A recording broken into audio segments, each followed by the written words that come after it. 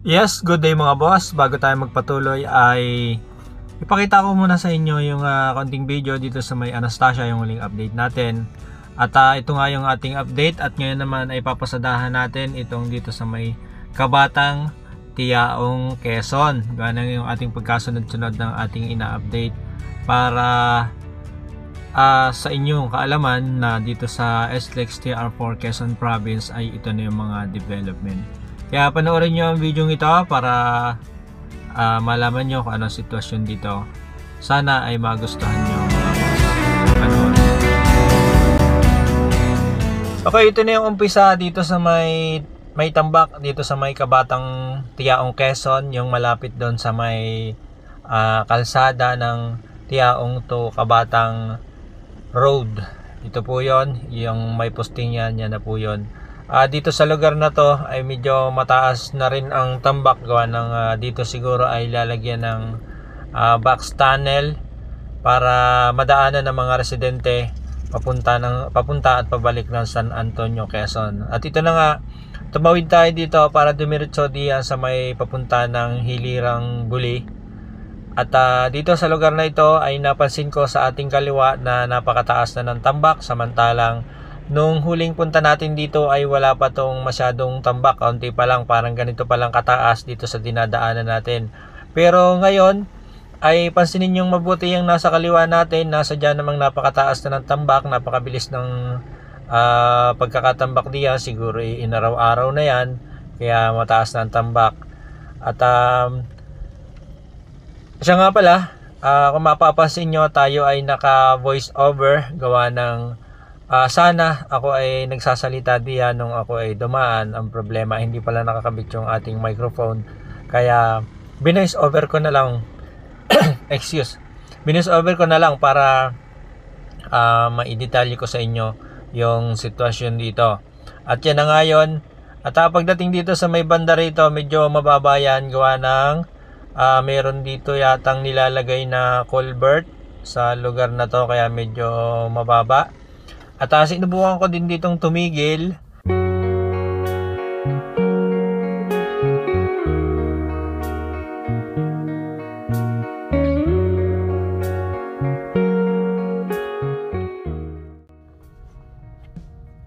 Ang drone natin ngayon ay nakaharap diyan sa may direksyon ng papunta ng Tiaong Interchange o papunta ng North.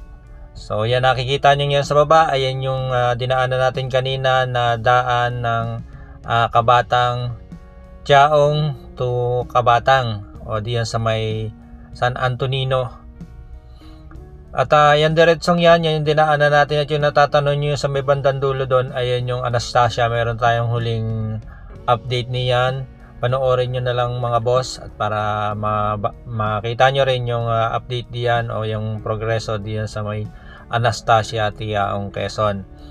At kung papansinin nyo nga diyan sa baba ay napakahaba na ng nararating nitong package D o itong papunta ng Candelaria Interchange. Bagamat wala pa naman tayo nakikita ngayong ginagawang interchange diyan sa Candelaria, yan yung inaabang-abangan natin kung saan ilalagay yung interchange na yun. Pero ang alam natin ay doon siya ilalagay sa may tapat ng bypass road ng Candelaria sa may Doctor's Hospital. Pero wala pa tayong nakikita ngayon na design.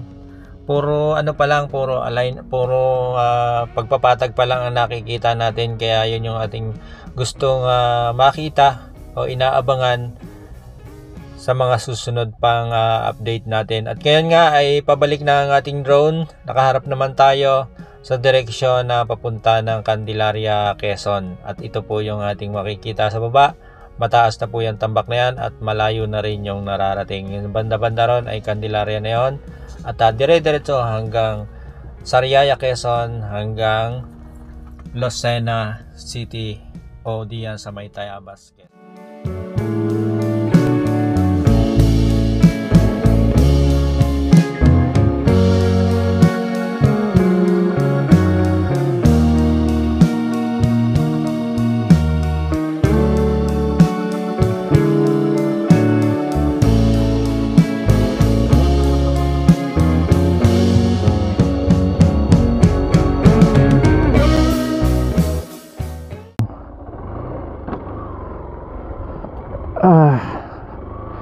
Napakainit mga boss, parang summer na uli. At tayo ay nandini nga sa Kabatang. Didire-diretsuhin na lang natin to. At gawa ng napakainit, kung ano ang makita nyo ay yun ang ating update dito sa SLEX TR4. Gawa na ang hirap magpalipad pagka ganitong sobrang init.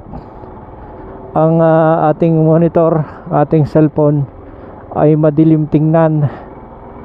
Hindi ko makita kung ano yung kinukuhanan ko.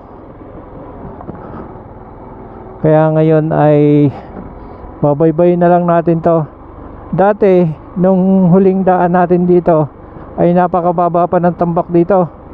Ngayon bigla na lamang makikita natin na napakataas na. At saka kahit linggo mayroong nagagawa. Ibig sabihin ay paspasan na ang trabaho dito sa direksyon ng papunta ng Package D, dito sa papunta ng Candelaria. Ang taas na ng tambak nila. Talang dati akit baba tayo diyan. Tapos maputik, yung huling daan natin dito maputik nung isang buwan. Pero ngayon ay magabok. Baliktara naman.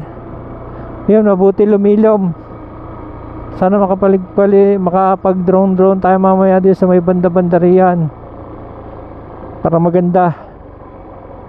Ay, ari nga, hindi ko nakuha na maayos ng drone. Gawa ng hindi ko makita. Sulo ako sa araw.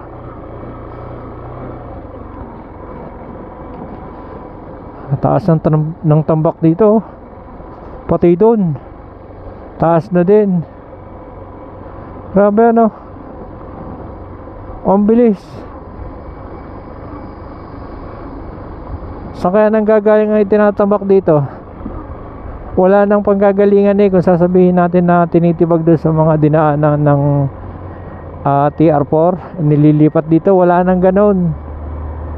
Halos tapos na. Ito ay tatambakan lang talaga ng tatambakan.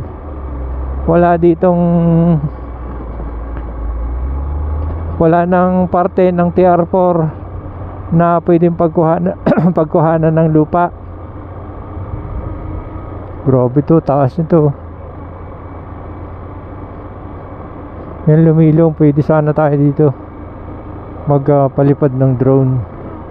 Kaso lang ang gabok.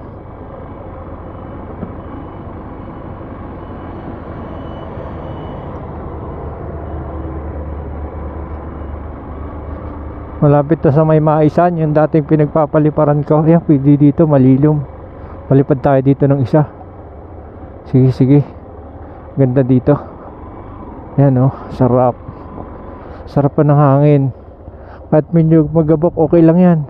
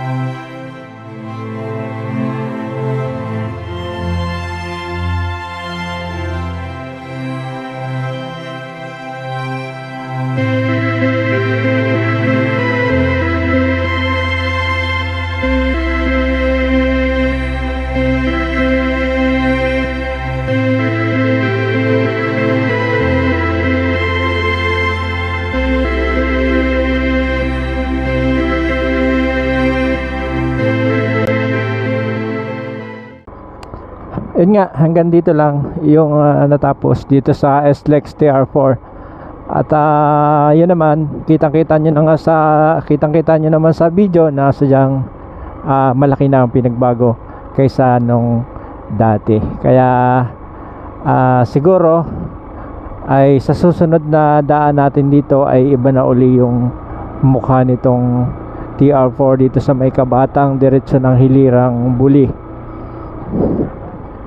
Kaya siguro ay kahit ako nagkabalik-balik ay ganun talaga, ay ako'y magpapasalamat na sa inyo at mamaalam na maraming salamat sa panonood nyo sa bidyong ito.